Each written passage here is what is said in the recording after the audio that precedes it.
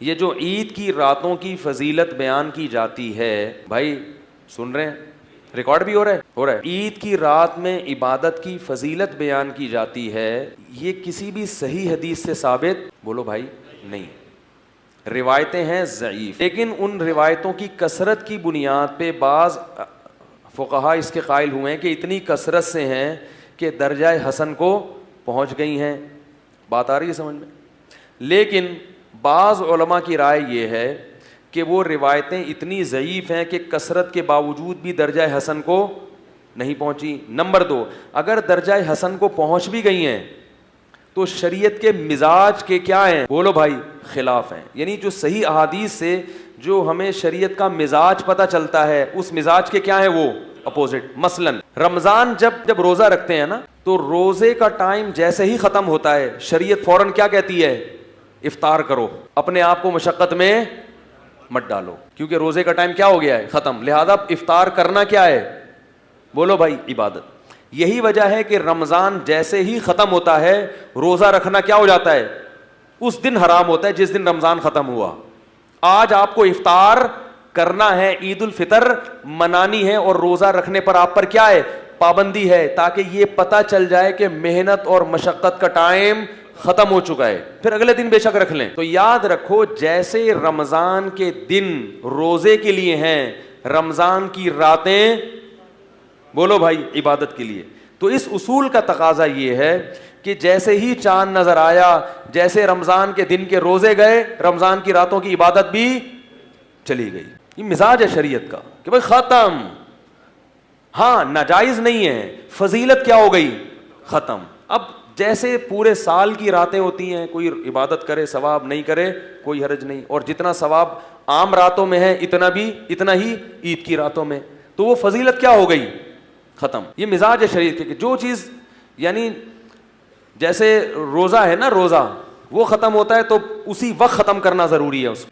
اس کی ایک اور دلیل یہ ہے کہ عید الفطر کے دن روزہ رکھنا تو حرام ہے، تو اس یہ اتنا بھی ہوتا نا کہ آپ نیت کر لیتے کہ میرا روزہ نہیں ہے، بس اس سے کافی تھا نا، کھانا پینا تو ضروری نہ ہوتا۔ لیکن ہمارے نبی عید الفطر کے دن صبح باقاعدہ کھایا کرتے تھے، صرف اتنا کافی نہیں سمجھا گیا کہ ہم نے نیت نہیں کی، ہم نماز کے بعد کھا لیں گے، کوئی نہ، دن کا آغاز کس سے ہوگا؟ کھانے سے، حالانکہ اس ٹائم آپ کا عام معمول کھانے کا نہیں تھا۔ صحابہ اور نبی کا جو معمول تھا نا کھانے کا، وہ ظہر سے پہلے دوپہر کا کھانا، ناشتوں کا اس زمانے میں رواج نہیں تھا، لیکن نبی صلی اللہ علیہ وسلم صبح اٹھتے اور عیدگاہ میں جانے سے پہلے باقاعدہ ناشتہ کرتے تھے۔ ناشتے کا مطلب جو کھجور کھا لی، کچھ کھا لیا، یہ ثابت کرنے کے لیے کہ آج ہمارا روزہ نہیں ہے۔ صرف نیت سے ثابت نہیں کرنا، اپنے عمل سے ثابت کرنا ہے کہ جو مشقت کا ٹائم تھا وہ کیا ہے؟ ختم ہو گیا ہے۔ تو اسی کا تقاضا یہ ہے کہ عید کی رات بھی عبادت کی رات بولو بھائی نہ ہو، کیونکہ جو راتیں تھیں فضیلت کی وہ چاند نظر آتے ہی جیسے دن کے روزے گئے، راتوں کی فضیلت بھی ختم۔ تو اس لیے میرا ذاتی ذوق یہ ہے، اور بعض بڑے علماء کی بھی رائے یہ ہے کہ لیلۃ الجائزہ جسے کہا جاتا ہے کہ رمضان کی رات، اس میں عبادت کی کوئی فضیلت چونکہ کسی صحیح حدیث سے ثابت نہیں ہے، اور ضعیف روایتیں ان صحیح احادیث کا مقابلہ نہیں کر سکتی، اس لیے اس کی فضیلت نہیں ہے۔ لیکن یہ مسئلہ اختلافی ہے، اگر کوئی عالم کوئی مفتی ان راتوں میں عبادت کی فضیلت کے قائل ہیں تو ان پہ بھی ملامت کرنا جائز نہیں ہے، ان کو بدعتی کہنا یا گمراہ کہنا جائز نہیں۔ ایک اور دلیل یہ ہے کہ اگر عید کی رات کی عبادت کی فضیلت ہوگی تو رات کو نیند کم ہوگی اور دن میں آپ عید کی خوشی کو سیلیبریٹ نہیں کر سکتے، جبکہ جب شریعت نے عید دی ہے تو وہ سیلیبریٹ کرنے کے لیے دی، تبھی تو اس میں باقاعدہ کھانا کھایا جا رہا ہے، اس میں نئے کپڑے پہنے جا رہے ہیں۔ اگر پوری رات عبادت میں گزرے گی تو صبح کیا ہوگا؟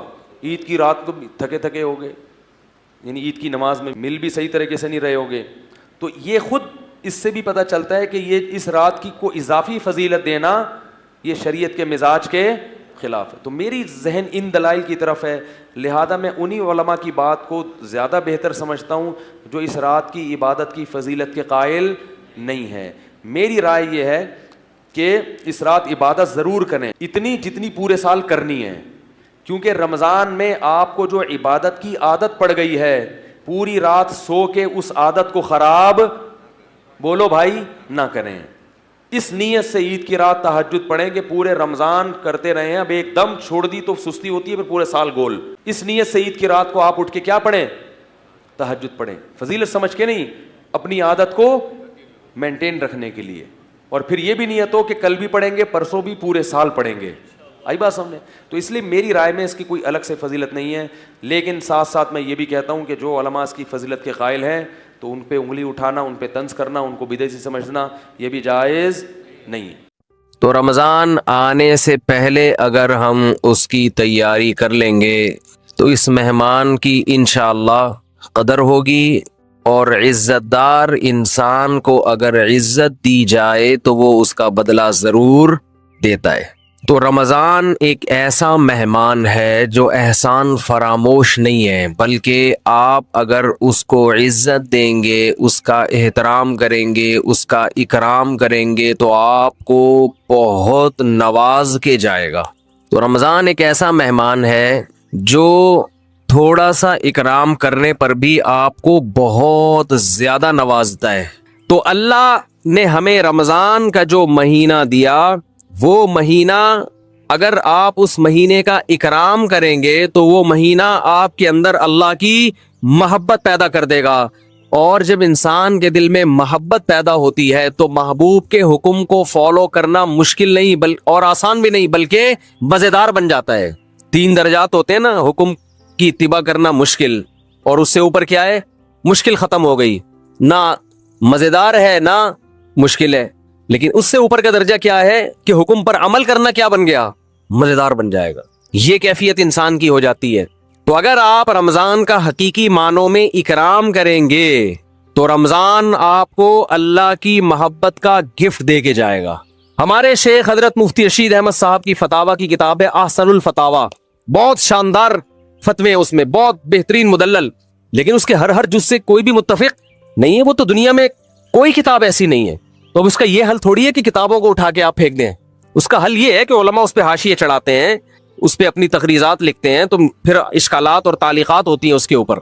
تو یہ بہت شاندار کتاب ہے، آپ اس کو گھر میں رکھیں. اس سے آپ کو رمضان کے مسائل پتہ چلیں گے، خواتین کے خاص طور پر حیض و نفاس کے مسائل، جو آج کل ہماری جدید طبقے سے جو وابستہ خواتین ہیں یونیورسٹیوں پڑھنے والی، ان کو طہارت کے مسائل بھی معلوم نہیں ہے، بالکل نہیں پتا ان کو. تو رمضان کا پہلا خاندانی کام آپ نے کیا کرنا ہے؟ بھائی جلدی سے بات کو ختم کر رہا ہوں میں. ایک روزہ بھی نہیں چھوڑ، یہ آپشن ہی ختم، چاہے سحری میں آنکھ کھلے یا نہیں کھلے. اس سے روزے آسان ہو جائیں گے، ورنہ ٹینشن. دوسرا کام خاندانی کیا کرنا ہے؟ تراویح کی نماز. کیا کام کرنا ہے بھائی؟ اور تراویح 20 رکعتیں ہیں، 8 رکعتیں. بولو. حضرت عمر سے 2 روایتیں، ایک 8 والی اور ایک 20 والی، کہ حضرت عمر نے کتنی دیکھو نبی صلی اللہ علیہ وسلم نے تراویح کی کتنی رکعتیں پڑھی ہیں، کوئی بے غبار حدیث میں ہمیں اس کا تذکرہ نہیں ملتا. بس اتنا ہے کہ 3 دن پڑھی ہے، بس کتنی پڑھی ہے ہمیں نہیں پتا. یہ ہمیں حضرت عمر کے عمل سے پتا چلتا ہے، کیونکہ حضرت عمر بدعتی بولو نہیں ہو سکتے، کیونکہ انہوں نے جب جماعت سے 20 رکعتیں پڑھائی ہیں حضرت عمر نے، تو اس کا مطلب نبی نے ان 3 دن میں کتنی پڑھی تھی. اور ایک ضعیف روایت میں اس کا تذکرہ بھی ہے کہ نبی نے 20 رکعتیں پڑھی ہیں. تو ضعیف روایت کی تائید جب خلفائے راشدین کے عمل سے ہو گئی تو وہ ضعیف بھی عملاً کیا بن گئی؟ صحیح بن گئی ہے وہ. تو حضرت عمر سے 2 ہیں، 8 بھی اور 20 بھی. 8 والی پر امت نے کسی امت نے عمل ہی نہیں کیا، کیونکہ وہ بالاتفاق مضطرب ہونے کی وجہ سے ضعیف ہے، سند کی وجہ سے نہیں بلکہ مضطرب. کیونکہ جو راوی حضرت عمر سے 8 بیان کر رہا ہے وہی کتنی بھی بیان کر رہا ہے؟ 20 بیان کر رہا ہے. اور جب ہم صحابہ کے دور میں دیکھتے ہیں تو ہمیں سب جگہ 20 نظر آ رہی ہیں، 8 کہیں بھی نظر نہیں آ رہی. تو یہ کیسے ممکن ہے کہ حضرت عمر نے 8 شروع کی ہوں اور کوفہ، بصرہ، دمشق، شام، مصر سب جگہ 20 ہو رہی ہوں؟ اس سے پتہ چلتا ہے کہ حضرت عمر سے جو 20 والی روایت ہے وہ صحیح ہے، 8 والی صحیح نہیں ہے. اور اس کی سب سے بڑی دلیل یہ ہے کہ موطا امام مالک میں ہے 8 رکعتوں والی، جو امام مالک نے نقل کی ہے، لیکن امام مالک خود 8 کا فتویٰ نہیں، وہ خود 20 سے زیادہ کے قائل ہیں، وہ تو 20 کے بھی نہیں 36 کے قائل ہیں. تو یہ کیسے ممکن ہے کہ کتاب کا مؤلف 8 والی ذکر کر رہا ہو مگر خود اس روایت کو وہ اس پر عمل نہ کر رہا ہو؟ ان باتوں کا کسی اہل حدیث عالم کے پاس جواب نہیں ہے. ترمذی میں ایک روایت پیش کی جاتی ہے امام احمد بن حنبل سے، یہ روایت ہے کہ اس میں کوئی مخصوص عدد ثابت نہیں ہے، جتنی چاہے پڑھ لو. لیکن امام احمد کی جو اپنی اصل کتابیں فقہ کی، اس میں امام احمد کے شاگرد جو امام احمد سے ذکر کرتے ہیں وہ ذکر کرتے ہیں امام احمد بن حنبل کے نزدیک بھی 20 رکعتیں مختار ہیں. سمجھ نہیں آ رہی میرا خیال ہے بات. تبھی فقہ حنبلی میں تراویح کی رکعتیں کتنی ہیں؟ 20. اور امام ابو حنیفہ کے نزدیک بھی. لوگ پتہ ہے مجھ سے کیا کہتے ہیں؟ لوگ جو ہے نا کہتے ہیں کہ یار آپ ان حدیثوں کا انکار کر رہے ہو جس میں 8 آتا ہے. 8 والی جو بخاری کی حدیث ہے نا اس کا تراویح سے کوئی تعلق نہیں ہے. بخاری میں آتا ہے نبی رمضان اور غیر رمضان میں 8 پڑھتے تھے, اس کا تراویح سے کوئی تعلق, وہ تو غیر رمضان میں بھی تھی. اتنی سینس نہیں ہے یار, آپ ہمیں قرآن و حدیث سکھا رہے ہو اور ہمیں اپنا مقلد بنا رہے ہو. جو امام بخاری کے استاذوں میں ہیں ان کو چھوڑ کر فالو کس کو کر رہے ہو؟ انجینئر کو. اور تم کہہ رہے ہو ہم صرف قرآن و حدیث کو مانتے ہیں, ہم کسی اور چیز کو نہیں مانتے. تم قرآن و حدیث کو نہیں مانتے میرے بھائی, تم مقلد ہو, اندھے مقلد ہو. تم قرآن و حدیث کی اس تشریح کو مانتے ہو جو انجینئر کر رہا ہے, اس تشریح کو نہیں مانتے جو احمد بن حنبل کر رہے ہیں, جو ابو حنیفہ کر رہے ہیں, جو امام مالک کر رہے ہیں, جو امام شافعی کر رہے ہیں. یہ بڑے بڑے تابعین, تبع تابعین, مجتہدین جن کو پوری امت نے فالو کیا ہے. تو 8 رکعت کی جو موطا امام مالک کی حدیث ہے, اس 8 رکعت پہ امام مالک نے فتویٰ نہیں دیا. کیوں؟ اس لیے کہ وہ حدیث مضطرب ہے, اس میں راوی ایک بیان پہ ٹکتا نہیں ہے, کہیں 20 بیان کرتا ہے, کہیں 8. جب راوی کے بیان میں تضاد ہو تو حدیث مضطرب ہونے کی وجہ سے رد ہو جاتی ہے. اور میں آخری بات کر کے بیان کو ختم کرتا ہوں. یہ جو تراویح کا لفظ ہے یہ 8 رکعتوں پہ فٹ ہی نہیں بیٹھتا ہے. اس کا بھی میں جواب سوال کر رہا ہوں لیکن کوئی جواب نہیں دے رہا. دیکھو اپنی مرضی کے سوال بنا کے جواب دے دیا کرو تو لوگ واہ واہ کریں گے. آپ میرے ساتھ یہ ہو رہا ہے, میں جو بیانات میں اعتراض کرتا ہوں نا اس کا جواب نہیں مجھے ملتا, خود سے اعتراض بنا کے کیا کر دیا جاتا ہے جواب. جیسے میں نے بتایا تھا کہ حرم میں 4 مصلی تھے, حنفی, مالکی, شافعی, حنبلی, 4 مصلی تھے نا کئی سو سال تک, جو کہ نہیں ہونے چاہیے, ایک ہی ہونا چاہیے تھا مصلی. تو لوگوں نے اعتراض کیا 4 مصلی تھے حرم میں, یہ دیکھو کتنا غلط, یہ حنفی مالکی ایسے ہوتے ہیں. تو میرا سوال یہ تھا کہ 5واں کیوں نہیں تھا اس وقت؟ اس کا مطلب 5واں فرقہ وجود میں آیا ہی نہیں تھا, وہ اب پیدا ہوا ہے. تھوڑا سا اکرام کرنے پر بھی آپ کو بہت زیادہ نوازتا ہے. تو اللہ نے ہمیں رمضان کا جو مہینہ دیا, وہ مہینہ اگر آپ اس مہینے کا اکرام کریں گے تو وہ مہینہ آپ کے اندر اللہ کی محبت پیدا کر دے گا. اور جب انسان کے دل میں محبت پیدا ہوتی ہے تو محبوب کے حکم کو فالو کرنا مشکل نہیں اور آسان بھی نہیں بلکہ مزیدار بن جاتا ہے. 3 درجات ہوتے ہیں نا, حکم کی اتباع کرنا مشکل, اور اس سے اوپر کیا ہے؟ مشکل ختم ہو گئی, نہ مزیدار ہے نہ مشکل ہے. لیکن اس سے اوپر کا درجہ کیا ہے کہ حکم پر عمل کرنا کیا بن گیا؟ مزیدار بن جائے گا. یہ کیفیت انسان کی ہو جاتی ہے. تو اگر آپ رمضان کا حقیقی معنوں میں اکرام کریں گے تو رمضان آپ کو اللہ کی محبت کا گفٹ دے کے جائے گا. ہمارے شیخ حضرت مفتی رشید احمد صاحب کی فتاوی کی کتاب ہے احسن الفتاوی, بہت شاندار فتوے ہیں اس میں, بہت بہترین مدلل, لیکن اس کے ہر جز سے کوئی بھی متفق نہیں ہے. وہ تو دنیا میں کوئی کتاب ایسی نہیں ہے. تو اب اس کا یہ حل تھوڑی ہے کہ کتابوں کو اٹھا کے آپ پھینک دیں.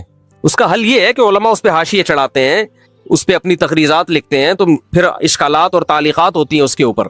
تو یہ بہت شاندار کتاب ہے, آپ اس کو گھر میں رکھیں, اس سے آپ کو رمضان کے مسائل پتہ چلیں گے, خواتین کے خاص طور پر حیض و نفاس کے مسائل, جو آج کل ہماری جدید طبقے سے جو وابستہ خواتین ہیں یونیورسٹیوں پڑھنے والی, ان کو طہارت کے مسائل بھی معلوم نہیں ہے, بالکل نہیں پتا ان کو. تو رمضان کا پہلا خاندانی کام آپ نے کیا کرنا ہے بھائی؟ جلدی سے بات کو ختم کر رہا ہوں میں. 1 روزہ بھی نہیں چھوڑ, یہ آپشن ہی ختم, چاہے سحری میں آنکھ کھلے یا نہیں کھلے. اس سے روزے آسان ہو جائیں گے, ورنہ ٹینشن. دوسرا کام خاندانی کیا کرنا ہے؟ تراویح کی نماز. کیا کام کرنا ہے بھائی؟ اور تراویح 20 رکعتیں ہیں, 8 رکعتیں. بولو. حضرت عمر سے 2 روایتیں, ایک 8 والی اور ایک 20 والی, کہ حضرت عمر نے کتنی دیکھو نبی صلی اللہ علیہ وسلم نے تراویح کی کتنی رکعتیں پڑھی ہیں, کوئی بے غبار حدیث میں ہمیں اس کا تذکرہ نہیں ملتا. بس اتنا ہے کہ 3 دن پڑھی ہے, بس. کتنی پڑھی ہے ہمیں نہیں پتا. یہ ہمیں حضرت عمر کے عمل سے پتا چلتا ہے, کیونکہ حضرت عمر بدعتی بولو نہیں ہو سکتے, کیونکہ انہوں نے جب جماعت سے 20 رکعتیں پڑھائی ہیں حضرت عمر نے, تو اس کا مطلب نبی نے ان 3 دن میں کتنی پڑھی تھی. اور ایک ضعیف روایت میں اس کا تذکرہ بھی ہے کہ نبی نے 20 رکعتیں پڑھی ہیں. تو ضعیف روایت کی تائید جب خلفائے راشدین کے عمل سے ہو گئی تو وہ ضعیف بھی عملاً کیا بن گئی؟ صحیح بن گئی ہے وہ. تو حضرت عمر سے 2 ہیں, 8 بھی اور 20 بھی. 8 والی پر امت نے کسی امت نے عمل ہی نہیں کیا, کیونکہ وہ بالاتفاق مضطرب ہونے کی وجہ سے ضعیف ہے, سند کی وجہ سے نہیں بلکہ مضطرب. کیونکہ جو راوی حضرت عمر سے 8 بیان کر رہا ہے وہی کتنی بھی بیان کر رہا ہے؟ 20 بیان کر رہا ہے. اور جب ہم صحابہ کے دور میں دیکھتے ہیں تو ہمیں سب جگہ 20 نظر آ رہی ہیں, 8 کہیں بھی نظر نہیں آ رہی، تو یہ کیسے ممکن ہے کہ حضرت عمر نے 8 شروع کی ہوں اور کوفہ، بصرہ، دمشق، شام، مصر سب جگہ 20 ہو رہی ہوں؟ اس سے پتہ چلتا ہے کہ حضرت عمر سے جو 20 والی روایت ہے وہ صحیح ہے، 8 والی صحیح نہیں ہے۔ اور اس کی سب سے بڑی دلیل یہ ہے کہ موطا امام مالک میں ہے 8 رکعتوں والی، جو امام مالک نے نقل کی ہے، لیکن امام مالک خود 8 کا فتویٰ نہیں، وہ خود 20 سے زیادہ کے قائل ہیں، وہ تو 20 کے بھی نہیں 36 کے قائل ہیں۔ تو یہ کیسے ممکن ہے کہ کتاب کا مؤلف 8 والی ذکر کر رہا ہو مگر خود اس روایت کو وہ اس پر عمل نہ کر رہا ہو؟ ان باتوں کا کسی اہل حدیث عالم کے پاس جواب نہیں ہے۔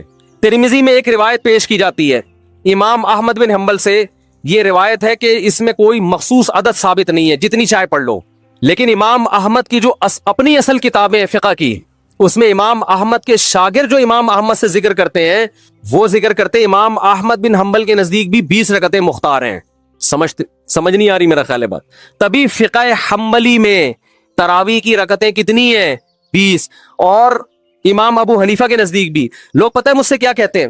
لوگ جو ہے نا کہتے ہیں کہ یار آپ ان حدیثوں کا انکار کر رہے ہو جس میں 8 آتا ہے۔ 8 والی جو بخاری کی حدیث ہے نا اس کا تراویح سے کوئی تعلق نہیں ہے۔ بخاری میں آتا ہے نبی رمضان اور غیر رمضان میں 8 پڑھتے تھے، اس کا تراویح سے کوئی تعلق، وہ تو غیر رمضان میں بھی تھی۔ اتنی سینس نہیں ہے یار، آپ ہمیں قرآن و حدیث سکھا رہے ہو اور ہمیں اپنا مقلد بنا رہے ہو۔ جو امام بخاری کے استاذوں میں ہیں ان کو چھوڑ کر فالو کس کو کر رہے ہو؟ انجینئر کو۔ اور تم کہہ رہے ہو ہم صرف قرآن و حدیث کو مانتے ہیں، ہم کسی اور چیز کو نہیں مانتے۔ تم قرآن و حدیث کو نہیں مانتے میرے بھائی، تم مقلد ہو، اندھے مقلد ہو۔ تم قرآن و حدیث کی اس تشریح کو مانتے ہو جو انجینئر کر رہا ہے، اس تشریح کو نہیں مانتے جو احمد بن حنبل کر رہے ہیں، جو ابو حنیفہ کر رہے ہیں، جو امام مالک کر رہے ہیں، جو امام شافعی کر رہے ہیں۔ یہ بڑے بڑے تابعین، تبع تابعین، مجتہدین جن کو پوری امت نے فالو کیا ہے۔ تو 8 رکعت کی جو موطا امام مالک کی حدیث ہے، اس 8 رکعت پہ امام مالک نے فتویٰ نہیں دیا۔ کیوں؟ اس لیے کہ وہ حدیث مضطرب ہے، اس میں راوی ایک بیان پہ ٹکتا نہیں ہے، کہیں 20 بیان کرتا ہے، کہیں 8۔ جب راوی کے بیان میں